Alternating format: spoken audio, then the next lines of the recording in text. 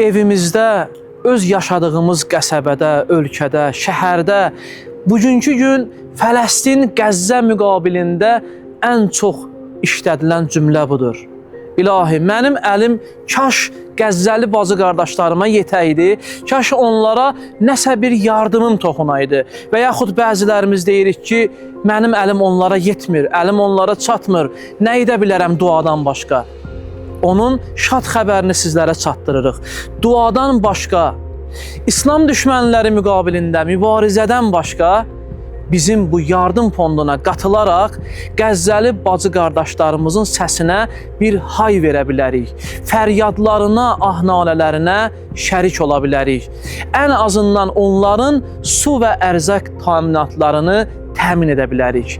Unutmayaq, gəlin Qəzzəyə səs verək, insanlığa birgə şəkildə nəfəs verək.